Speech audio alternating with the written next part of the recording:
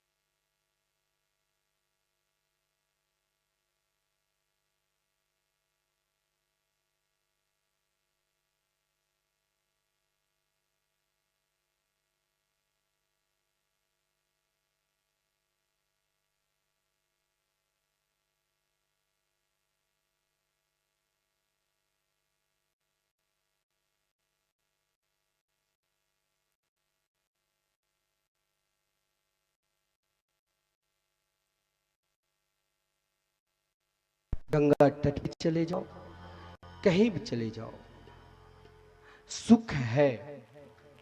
लेकिन तीर्थ स्थान में भी आप अधिक दिन रह जाओगे तो वहां महाराज यदि आप किसी की निंदा करने लग जाओगी तो तीर्थ में हमें वो सुख नहीं मिलेगा। देवर्षि नारद जी दुखी था। आश्चर्य की बात है कि इन भारतवासियों ने कौन से तीर्थ में जाकर किस प्रकार तपस्या की है, फिर भी वो दुख में क्यों गोता लगा रहे हैं। तो एक संत ही दूसरे संत से ये प्रश्न कर सकते हैं, क्या देवर्षि नारद जी कभी दुखी हो सकते हैं? नाम जापक जो महाराज, यदि श्रेष्ठ नाम जापक में किसी की गिनती है तो देवर्षि जी। ऐसे संत कभी दुखी हो सकते हैं? संत दुखी होते हैं यदि सदपात्र शिष्य नहीं हुआ तो। सदगुरु ने दिया उसे कि लो भाई मेरे पास एक धन है, मैं अमूल्य धन, जिस धन के सहारे मैं चल रहा हूं वही धन मैं तुम्हें भी दे रहा हूं। क्योंकि संसार में महाराज जितने भी साधन है, बल है, ये सब बल केवल यही रह जाएंगे। जीवन में हर बल, छोटा बड़ा, सब बल ही है। लेकिन गुरुदेव ने जो हमें बल दिया, शक्ति दिया, और फिर भी हम उससे दुखी। देवर्षि नारद जी दुख को ढूंढ रहा है और एक संत में ही चर्चा होगी। संत संत से ही बताते हैं। तो देवर्षि नारद जी को कौन मिला था? शनकादिक। क्योंकि व्यक्ति के अंदर वो बल है जिस बल के कारण भगवान को पहचान सकते हैं। लेकिन कहा गया है कि दुनिया में सर्वश्रेष्ठ बल कौन सा बल है? धन बल। धन से देखिए, धन है तो आप अभी कथा में यजमान बने हैं सब कई लोग। धन बल से आप मंदिर में सहयोग किए हैं, यहाँ की सब सदस्य गण बने हैं इस मंदिर के। कई लोग लाख लाख रुपए दान दिए हैं। हमारे पास बहुत धन है, लेकिन कभी कभी ये धन भी धोखा दे देता है। यदि आपके पास कार्ड है, डेबिट कार्ड, एटीएम कार्ड लेकर चलते हैं कि कहीं रुपया पैसा निकाल लूं, लेकिन जिस दिन कार्ड निकाला और आज कार्ड की डेट ही समाप्त है, तो आप कितने भी बार लगाओ, बैंक में पैसा रहता हुआ भी फिर भी धन नहीं निकाल सकते। तो यह धन बल से काम नहीं चलेगा। ठीक है, धन बल है, लेकिन इन धन बल से भी बड़ा तन का बल होता है, शरीर का बल कहा गया है। लेकिन इन तन बल में भी आप सोचोगे कि महाराज हम सब कुछ कर लेंगे, लेकिन तन बल में भी यदि शरीर काम नहीं किया, अनेक प्रकार के रोग से हम ग्रस्त हो गए, समय पर औषधि नहीं मिले, तो महाराज कभी कभी मूर्छा आ जाते हैं। लेकिन तन बल से भी श्रेष्ठ बल है मन का बल। शरीर काम नहीं कर रहा है महाराज, लोग हमसे कई लोग कहा कि हम तो सुख सुविधा में रहने वाले हैं, आपके यहाँ अभी उतनी सुख सुविधा नहीं मिली है। तो मुझे अंदर अंदर हंसी लगती है कि यहाँ आप सुख सुविधा प्राप्त करने के लिए नहीं आए हो, यहाँ आप तप करने के लिए आए हो। इस कुंभ क्षेत्र में एक कुंभ क्षेत्र है, यहाँ एक प्राकृतिक कुंभ लगा है, यहाँ आप तप करने के लिए आए हो, यहाँ सुख प्राप्त करने के लिए नहीं आए हो। तो मन बल ठीक है, मन से हम सोचते हैं चलो समय तो निकल ही रहा है, धीरे धीरे निकल जाएंगे। लेकिन मैं यहां तक कहता हूं कि इन मन बल से भी श्रेष्ठ बल है आत्मबल। आत्मबल वो चीज है जिससे आप प्रभु को प्राप्त कर सकते हैं। क्योंकि मन भटक सकता है, मन कहीं से कहीं जा सकते हैं। यदि आत्मबल है, विश्वास है कि मुझे प्रभु को प्राप्त करना है, मुझे कन्हैया को प्राप्त करना है, तो जरूर मिलेंगे। और देवर्षि नारद जी जैसे महात्मा सदा आत्मबल पर निर्भर करते हैं। चाहे कुछ हो जाए, मैं इस संसार के प्राणी को श्री कृष्ण से मिलाकर ही छोड़ूंगा। यही आत्मबल लेकर एक संत से मिले, जो संत भी देवर्षि नारद जी के ही तरह नाम जापक थे, शनकादिक। लेकिन एक नाम जापक दूसरे नाम जापक को देखकर वो सत्संग प्रारंभ करते हैं। लेकिन शनकादिक जब देवर्षि नारद जी को देखा उनके उदास, क्योंकि देवर्षि नारद जी की इच्छा थी कि सब प्राणी भगवान के नाम का जाप करें। तो शनकादिक देवर्षि नारद जी को देखकर पूछा कि आप दुखी क्यों हैं? कभी कभी जो अधिक किसी से प्रेम करने लग जाते हैं वो दुखी नहीं भी रहता है, तो भी उनके उदास देकर, कीन देकर, मन की मलिनता को देखकर सोचते हैं हो सकता है अंदर से कुछ न कुछ इनके अंदर कष्ट होगा, दुख होगा, तकलीफ होगा। लेकिन एक संत नाम जापक कभी दुखी हो ही नहीं सकता। यदि दुखी इसीलिए होते हैं कि कारण क्या है, अभी तक मेरे परिकर, मेरे शिष्य इतने वर्षों से नाम जाप कर रहे हैं तो भी दूसरे की निंदा करते हैं, दूसरे की ही महाराज अवगुण देखते हैं, अभी तक वो कन्हैया को क्यों नहीं हुए, इसलिए दुखी है। देवर्षि नारद जी भी इसीलिए दुखी थे कि लोग कई बार हर वर्ष तीर्थ यात्रा करते हैं, अनेक तीर्थ जाते हैं, उस तीर्थ में महाराज निवास करते हैं, कभी कभी तीर्थ में जाकर भी चाहते हैं मुझे यहाँ सुख सुविधा मिले, तनिक भी उसे सुख सुविधा नहीं मिलता है तो महाराज उनके अंदर जो अभिमान है वो अभिमान उत्पन्न हो जाता है कि महाराज इतनी देर हो गई मुझे कोई सम्मान नहीं किया। हम लोगों के आश्रम पर जाते हैं, साधु संत महात्मा है, अब उनको महाराज समय पर पानी नहीं, जल नहीं तो उसे दुख हो जाता है। ये सोचो कहीं ना कहीं हमारे अवगुण है और वही अवगुण हमें प्रभु से दूर करा देते हैं। और देवर्षि नारद जी की यही कामना है कि इस अवगुण को छोड़कर तुम भी मेरी तरह कन्हैया के स्मरण करो तो अपने आप दुखी हो जाओगे। तो हमारे दुख से दुखी होकर देवर्षि नारद जी दुखी थे, जिस कारण सनकादिक ने पूछा कथम ब्रह्मण दीन मुख कुतश्चिंता तुरो भवान् त्वरितं गम्यते कुत्र कुतश्चा गमनं तव।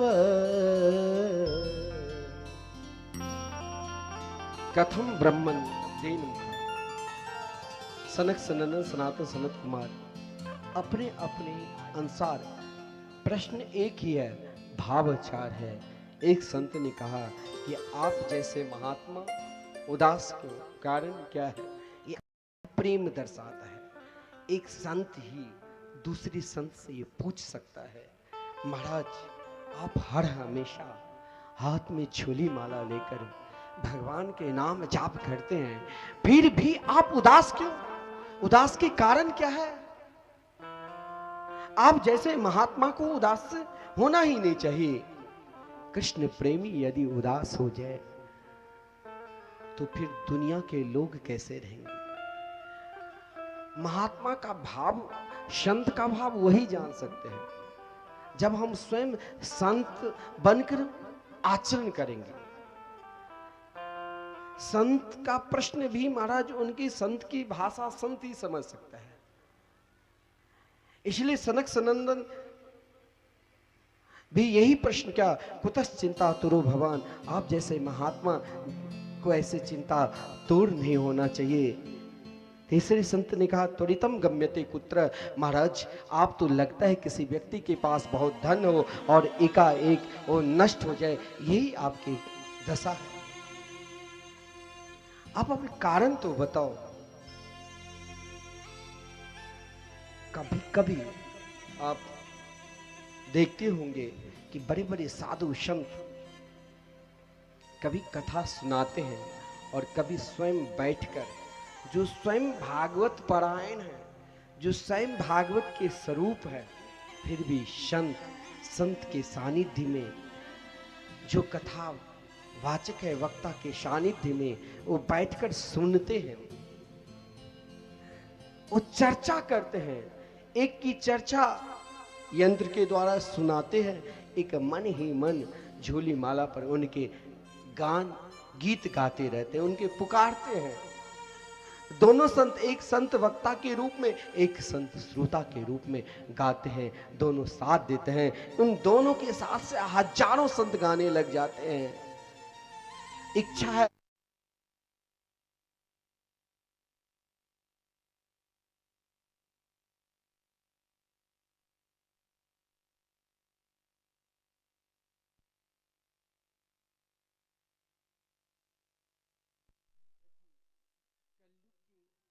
दुस्तर अवगुण के विषय में कहा, लोगों की कैसी दशा है, कैसी परिस्थिति है, किस प्रकार लोग रहते हैं, जहां शांति लोग ढूंढ रहे हैं वहीं पर अशांति। कोई अपने परिवार में शांति ढूंढता है, वहां दुखी। कोई लड़के बच्चे में शांति ढूंढता है, वहां दुखी। कोई बड़े बड़े मठ मंदिर की ओर जाते हैं, वहां दुखी। कोई बड़े बड़े आश्रम में, वहां दुखी। कोई आपस में पति पत्नी है तो बहुत आनंद के साथ रहते हैं, कुछ दिन में उनकी बात नहीं दोनों की माने तो दोनों अलग, सब दुखी। समाज के हर प्राणी दुखी। अगर इसी दुख बेरेगा तो सब आपस में मर जाएंगे।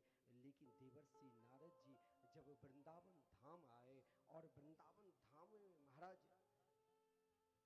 संसार में दुख है, सुख भी है, दुख भी है, लेकिन इस दुख को यदि आप भगवान के नाम में लगा दोगे, नदी की धारा बह रही है, किसी ने मेर बांध दिया तो पानी रुक जाएगी, किसी ने मेर को खोल दिया तो पानी